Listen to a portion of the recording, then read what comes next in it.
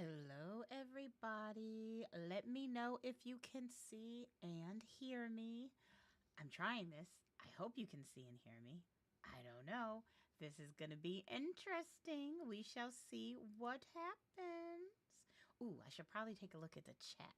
Now let me figure out how to see my chat. Um, hmm, But if you can see and hear me, put it in the chat just so I know. And that way I can be like, oh my gosh, there's people. Yay. Let's try it. Let us see. There we go. It looks like. Do I have any chat? Not yet. It could just be me. I don't know. Put it in the chat just so I know. And that way I can be like, oh my gosh, there's people. Yay. So is there anybody there with me? Let us see. There we go. It looks like. Do I have any chat? Not yet. It could just be me. Don't know. Yes, but the volume is very low. Okay, let's see what we can do about that.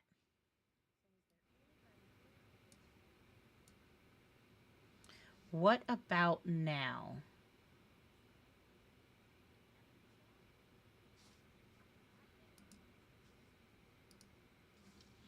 Can you hear me now? And yay, Marsha, you can hear me and you're there. Thank you so much for doing this. It looks like it could be just you and me. And you'll get a free one-on-one and we can talk about whatever, but you can hear me. And did the volume get louder? Much better. Awesome. Well, then, let's see. Let me take a look here. I'm going to play a sound, and you tell me what you hear. And make sure that you can hear it as well. Let's see. Here. Houston, we have a problem. Tell me what you heard. Oh, you love me. Thank you. Thank you. I love helping people. I really, really do. So I'm hoping that will work. And I'm going to play a second sound. Tell me what you hear this time. If you hear anything at all.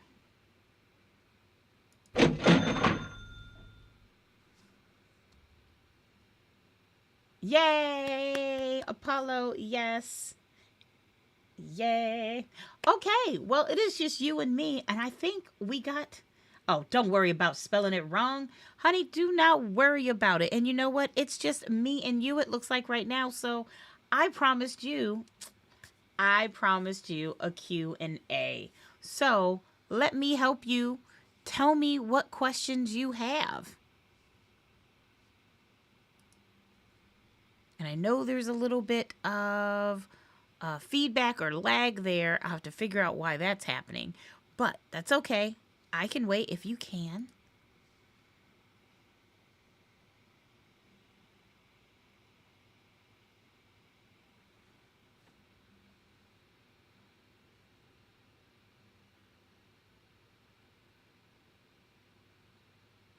Just go ahead and throw it in the chat.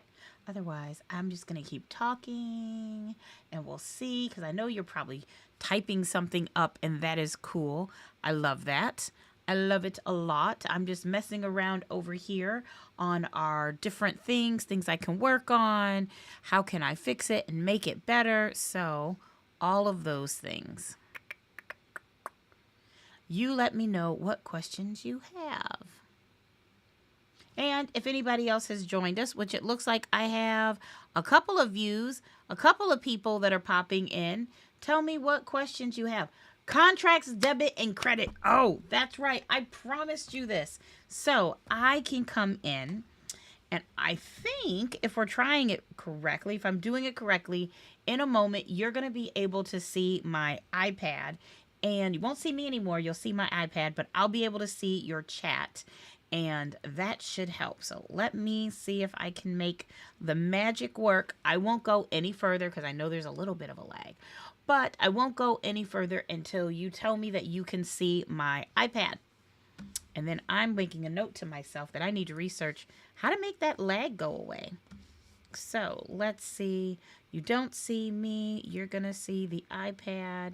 Not me. Not this. There we go. You can see my iPad. And you let me know what you see. Oh, I need to delete some of this. I can delete. And delete that. And delete that. And as soon as you give me a thumbs up, we will keep on rolling. Hey, Daisy. Hi. Hello. And one of you all give me a thumbs up and we can go on. I'll do debit and credit, and then I will do sub-agency. So yes, just let me know that you all can see my iPad. Give me that thumbs up.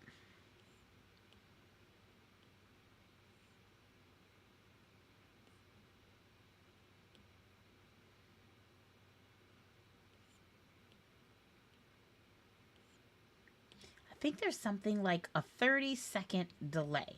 So I am going to explain those, and I'm assuming you all can see mine, but just so if you all can tell me, clear layer. Wait, here we go. Boop. I'm going to clear this layer, and I'm going to tell you on my end, I'm writing this at 5:05 p.m. And if somebody would tell me what time it is when you actually see the fact that it says 5:05 p.m., and I want to see how long the delay is. But I'll start with credits and debits because that is a great question. Well, first thing I'm going to say is we need the credits and debits when we're talking about settlement statements. And settlement statements, I can spell statements. Hey, Ari. Hello. Is it Chula? AKA Ari. So I'm going to go with Ari. That's fine. Okay, so it's still 5:05 p.m. So it's just maybe a 30-second delay or so. And I'm okay with that. So here we go. With settlement statements, you know that you have a buyer and you have a seller. And that buyer is going to need to bring money. At the end of this, the buyer needs to bring a sales price and closing costs and things like that. And the seller needs to receive money. The thing is, what we don't want to do for the buyer is say, hey, you need to bring a check for your down payment. And can you bring a separate check for the cost of the house? Oh, and you need to pay for your home inspection. Oh, and you need to pay for the recording fees. Oh, and you need to pay for, that's just a lot of checks. So what we are doing instead is we're going, look, buyer, tell us everything. Give us a list of everything or all the amounts you owe. All those amounts. And that's going to be, like I said, that's the down payment. It's going to be any closing costs. It's going to be the attorneys or the escrow agent's fee, any taxes, whatever it is. We take all of those amounts. And because it's money that is owed, we call those debits. And I like to think of that and kind of relate it to my debit card. When I use my debit card, money goes away from me. I'm using my debit card and the money goes down. My bank account goes down. So D for debit, D for down. However, I return things, a lot of things, thanks Amazon, to Kohl's, and I get that $5 discount. So when I return things, I get a credit. That's a happy face. That's a debit. That's a credit. And that credit is going to come from the fact that I get money back. So in a lot of states, when you get under contract, you had your escrow monies. So that check that you wrote at the very beginning where it said, oh, here's my offer. And with my offer, here's a check for $5,000 just to show you how serious I am. Those monies might come back to you. There might be seller credits. So escrow monies, or maybe there's seller paid closing costs. those would all be credits to that buyer. So the real point of this lesson was to talk about the difference between debits, which is when you owe money and your bank account gets smaller, you're going down, right? And then you've got credits, is when money is coming to you. And we're happy about that. Your bank account is going up. So hopefully that made sense. And Marcia, I know you were the one that asked about that. Let me know, does that make sense? Or Ari or anybody, did that help explain your debits and your credits? I won't go any further until, you all tell me. I know it's a little bit of a difference there, but that's okay. That's okay. And I'm going to make it so you can maybe see this better. That's smaller. That's bigger. There we go. Now you can see it all. So give me a thumbs up if that makes sense. Yay, perfect, Daisy. I'm so glad that makes sense to you. So that is our debits and credit. And you asked me a question, Daisy. You asked about sub-agency. So let me help you with that. And I'm going to pick a different color than this orange. Let's go with pink. So you have a client, right? Let's say you have a seller client. That seller client has an agency relationship. And this is going, we've got our 3 types of agency. You've got universal agency, you've got general agency, but you have special agency. There is a special agency relationship directly with the broker. And why is that? Because this seller would have signed a listing agreement.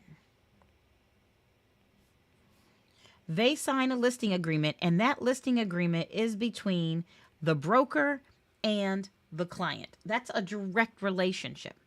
However, if you join a large office, your broker has agents that work with them that, come in and say, hey, I need somebody, I need to hang my license under somebody. So my commission or board of real estate agents, whatever you have in your state, usually you have to be supervised if you're a salesperson, right? So this broker gets too much business, right? So what the broker does is they have a relationship with a salesperson, right? They have a relationship with a salesperson. And this is going to be because there is an independent contractor agreement, which is called an ICA. But this is the relationship, this is the piece of paper that makes the relationship between you and your broker. And in this case, you are more than likely going to be considered a general agency. It's going to be considered a general agency relationship. Why? Because I know, truthfully, let's not lie to each other. We know that more than likely, this is where the communication happened. This is how you talk to each other. It's going to be you and that client, and that, hey, you should use me. Well, they didn't really hire you. The truth is they hire your firm, right? So this is agency. I mean, this is how agency works in general, right?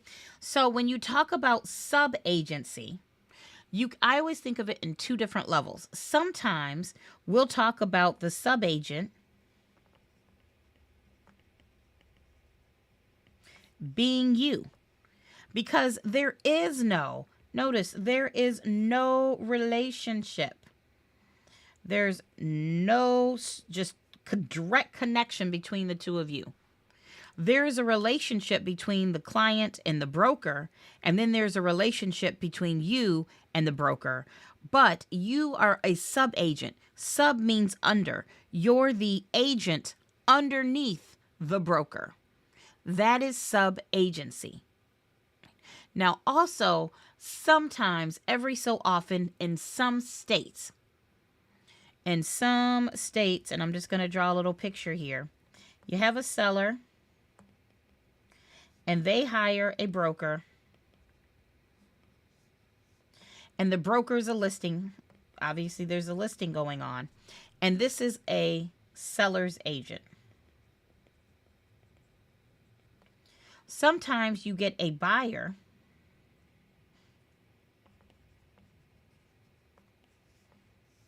and that buyer, they are talking to a second broker or a second firm, but they never create any relationship. That buyer says, I don't want you to work with me directly. You can be my communication partner, but I don't want to hire you. Well, the second broker, in order to get paid, there's only two teams in this whole thing. You're either team buyer or your team seller. And if that seller does not hire you, if you, the second broker, wants to get paid, then you're going to have to make sure that the seller's willing to have a second agent. So that means that second agent is really going to be on team seller. This is a real relationship right here. The seller has two agents. The agent that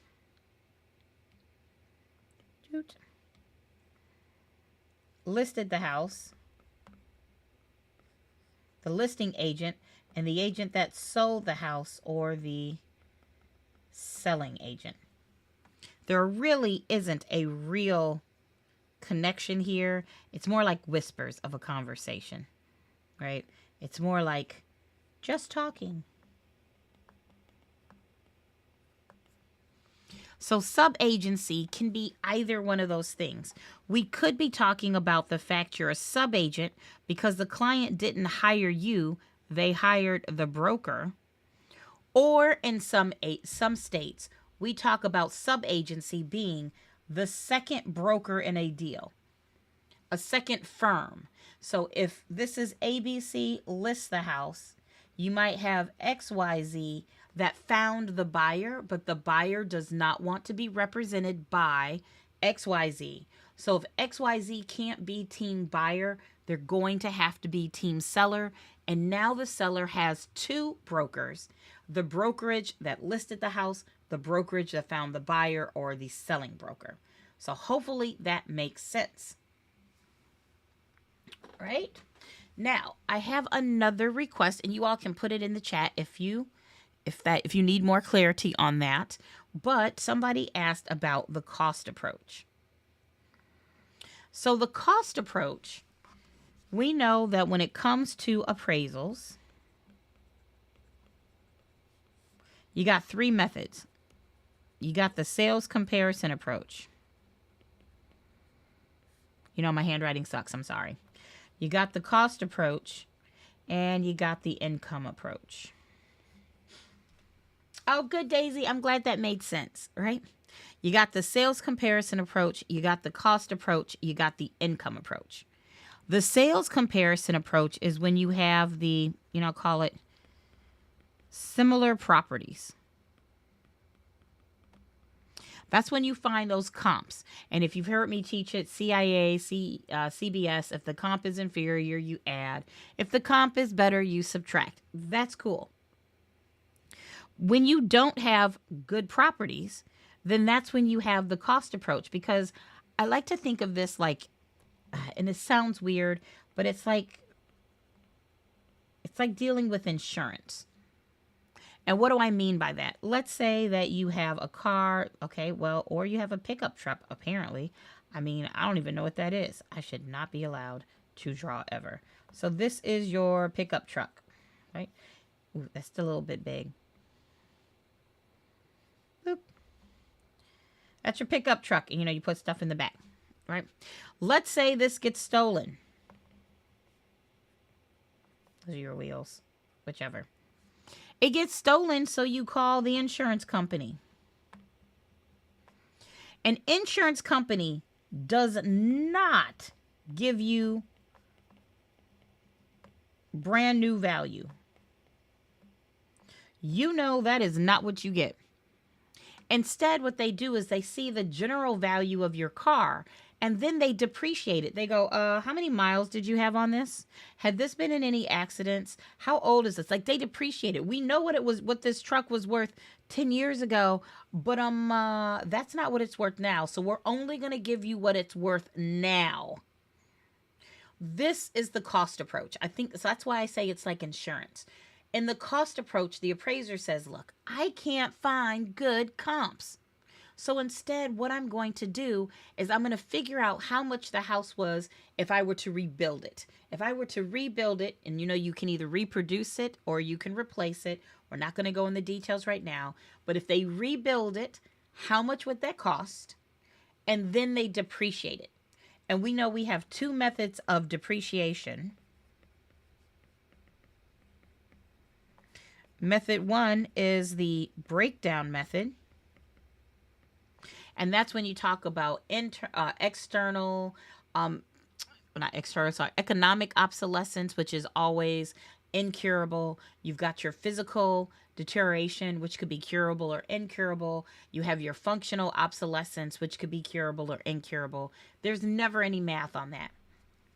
The second option is the straight line approach. And the straight line approach is when they say, okay, well, in year one, your house is worth $100,000. And by year 100, your house is worth $0. Which means every year you lose a little bit of money. How much money do you lose every year? Okay, well, let's take $100,000 and divide it into 100 years. You're going to lose $1,000 a year in loss. So does that kind of hopefully make sense when I say the cost approach? The cost approach is about you coming in and them having to rebuild. Right? Oh, and as long as we're talking about appraisal stuff, you do have the income approach. And the income approach is for when the real estate makes you money. You have to have some type of income. So we base value. The value base is on the income. So the more money the property brings in, the more the property is going to be worth. And in general, if you're doing like a basic problem, this is where you say, I'm going to take my net operating income, divide it by my capitalization rate, and that's where I get value.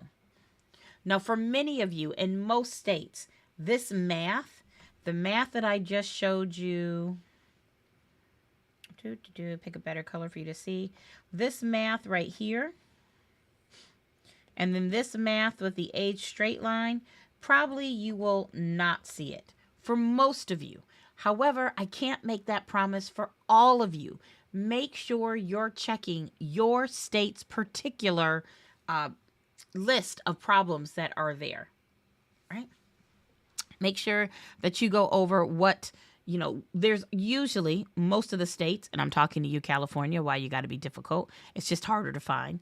But most states have a really nice outline, a syllabus, and it tells you exactly what you need to be studying. And because it tells you exactly what you need to be studying, you can know, oh, I need to know this math problem or that math problem. Now, speaking of math problems, one of the things, Marcia, you just asked me was how to study. And of course, I'm doing the class on Sunday. So if you're interested in that class, you can look on my YouTube page, or after this is over, I will put it in the chat so that you can see it. But there's a class that I'm doing for a school. So I can't tell you everything right now because they paid me to teach the class for them. However, what I can tell you right now is when you're studying, please don't be that person that goes, well, I'm just not going to study any math because there's no problems on it. Now, first of all, unless you're in California, That's probably not, I mean, because in California, you don't have any math on the test. It's not necessarily the tact I would suggest. Why? Because those people that are saying, let me clear this out, don't study the test. Okay, well, let's say you have 100 test questions.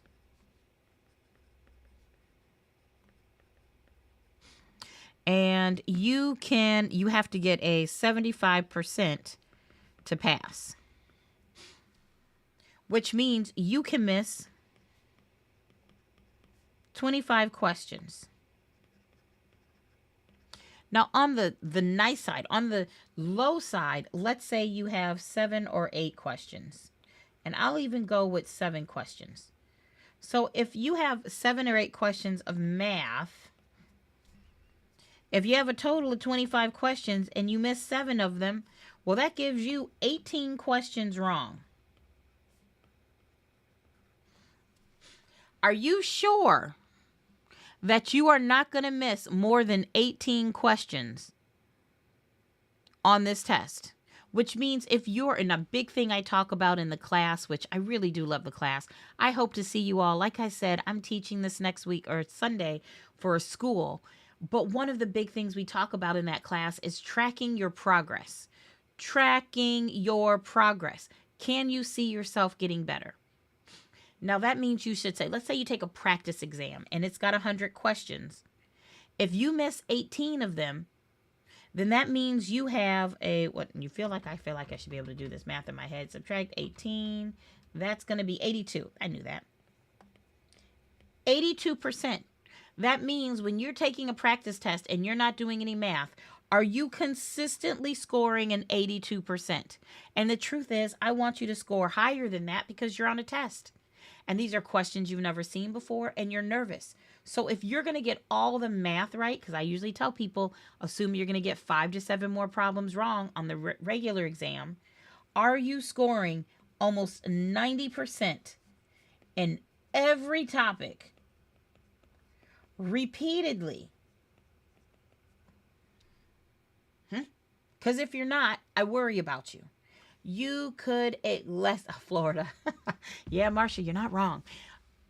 That's just crazy town. I'm not saying you have to know how to get all of the math right, but if you have 7 questions, what if you could get 4 of them right or even 3 of them right? That's 3 more problems that you could get wrong on the rest of the test. And it doesn't have to be the complicated math.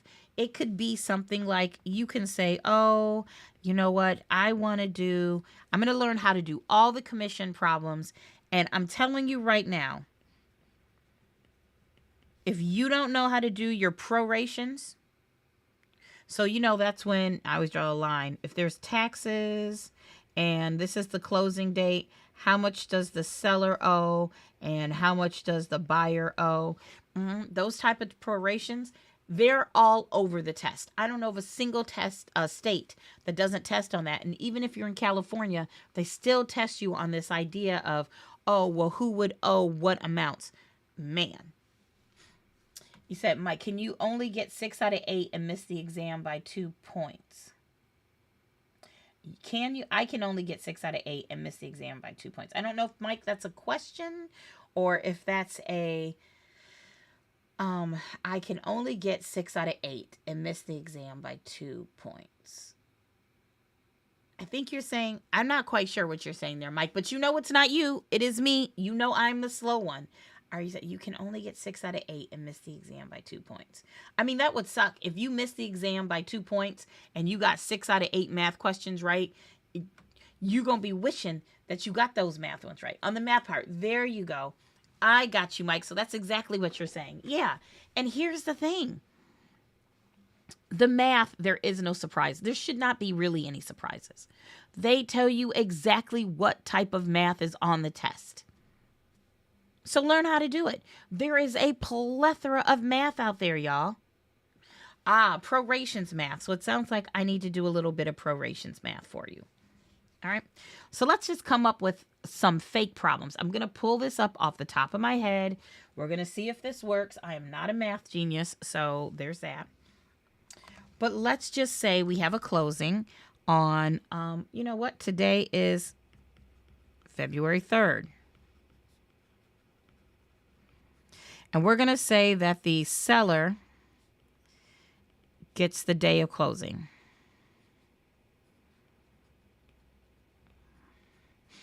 And we got some taxes. We have real property taxes.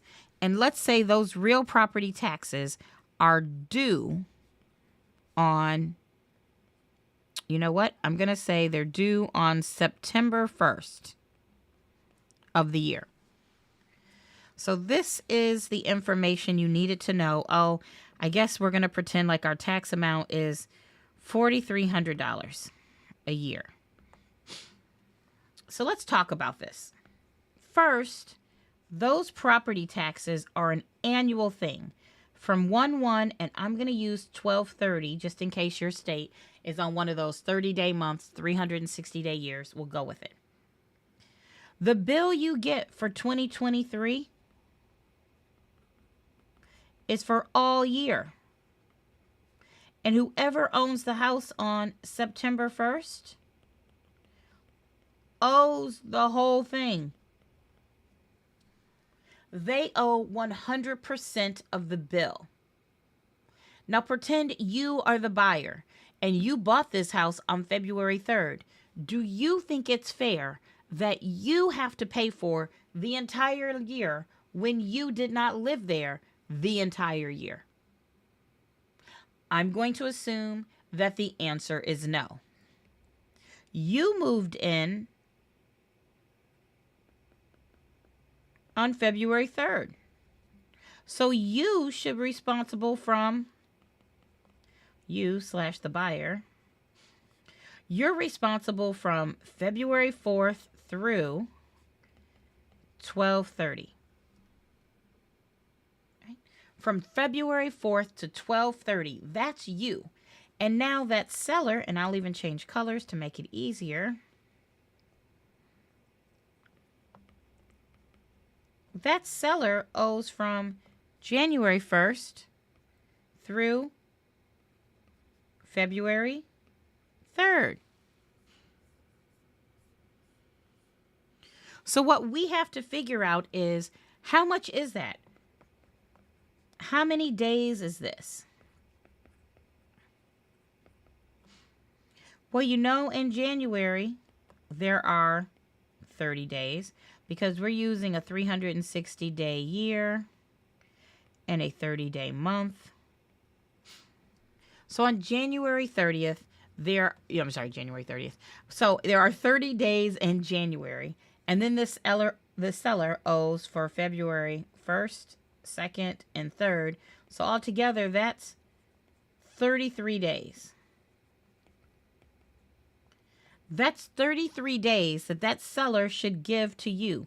This is what the seller owes for their money, their part of the year, and they should be paying you. So that when you get the entire bill on September 1st, you can pay it. Now, spoiler alert, I realize states pay taxes and they have due dates on different times. It doesn't matter. It's about what's fair. Somebody is going to get an entire bill for an entire year. And I don't think it's fair that the new buyer pay for the time that they didn't own the house. What makes it right is if that seller reimburses them. Or worse yet, not to say worse, what if you're the seller? What if it's your house and you paid for the entire year, but then you sell the house early? Why should you pay the taxes for the time you weren't in the house? Right? So what we're going to do is, we know it's 33 days. I'm going to take that $4,300 and divide it by 360 to get a daily amount, because we know there's 360 days in the year. So 4,300 divided by 360 equals $1,194 a day. That's awesome. So that's not very good. $1,194 a day times 33 days is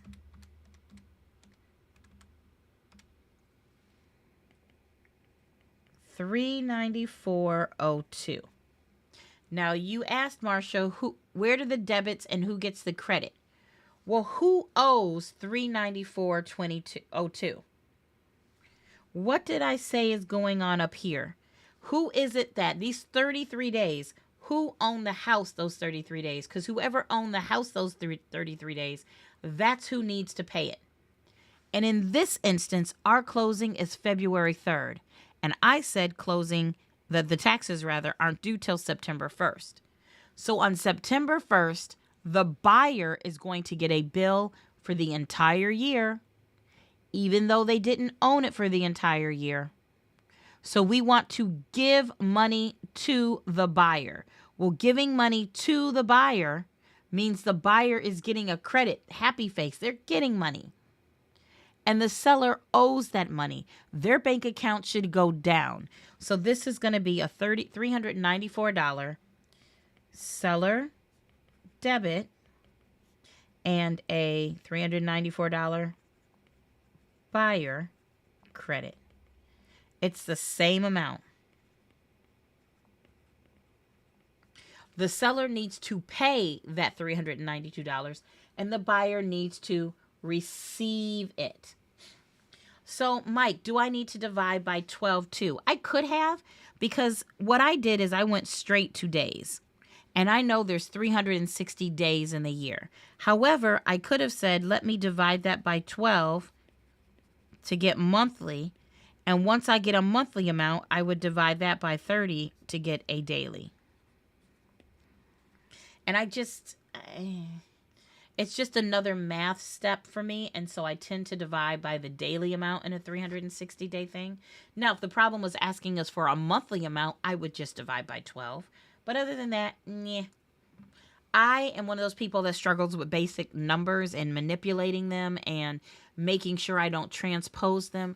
So for me, the least amount of times I have to put numbers into the calculator, the better.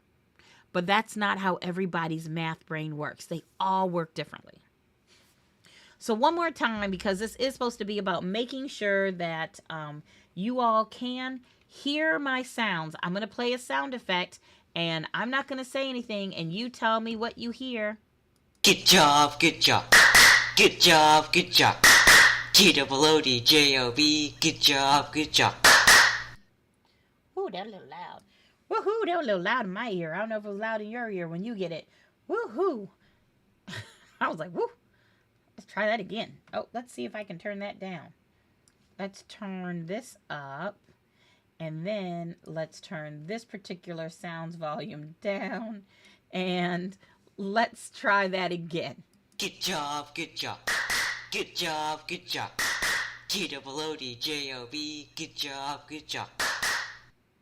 All right, I think that was better. Let me know if that second time it was a little bit less loud. Or is it too soft? Was it too loud? You tell me. But this is what I do know. That's a good job, man. Y'all are doing a very good job. That's what I know. That you all are doing a very good job. Okay. Most of the time, most debits go to the seller. Actually, no. Most debits do not go to the seller, and I'll show you a reason or a time when that is not true. So imagine you had a closing on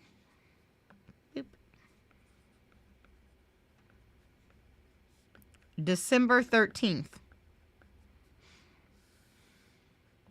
You got 12:30, you got 1/1, and this closing is right here on December 13th. Well, in that case, and let's go back to that same example, the taxes were due September 1st. And the seller probably paid them. Which means that seller now needs to get monies back. But you know what else? The seller probably already paid HOA dues, whether for that month or for that year. They could have paid maybe some special assessments. Right? So these are all things that the buyer would need a credit for. They need to get credited back because the buyer is the one. It should be the buyer that pays for these dates from 12/14 to 12/30. The buyer owes. And we know buyer, it's going down. It's a buyer debit. The bank account is going down. Yay. Perfect. Perfect, perfect, perfect. So it's been about 40 minutes. Did this help you all? I mean, first of all, let me just say this from the bottom of my heart. Thank you so much for taking the time on a Friday evening to help me make sure that this, like, the sound was right and that you all could hear me. And I really do appreciate it because it's hard. I can try to figure it out on my own, but unless I get feedback from a live person, and I don't want to do that during your tutoring sessions. So thank you so much for being here for me. And I really do hope that it helped. I'm going to go ahead and I'm going to put in the chat, if anybody's interested, the class on Sunday. I'm telling you all, I know it's not free.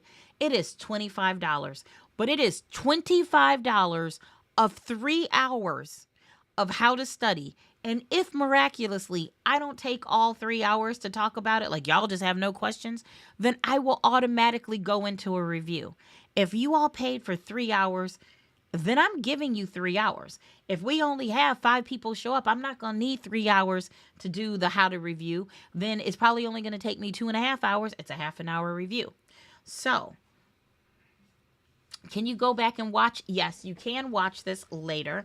I'm going to go ahead and put this in the chat for you because, again, if I do something, I want to reach as many people as possible. And especially if you're somebody on a budget, the tutoring costs, $75 for an hour. So I'd rather have 3 hours shared for $25 than I would for $75. Oh, here's the chat. Marcia, it's going to be in the chat. Go to this on Zoom. Now, I'll say on Zoom. It's a web page, but this is like a web page you can go to, and it should allow you to sign up. If for some reason it doesn't, email me ASAPy, right? And here's my email.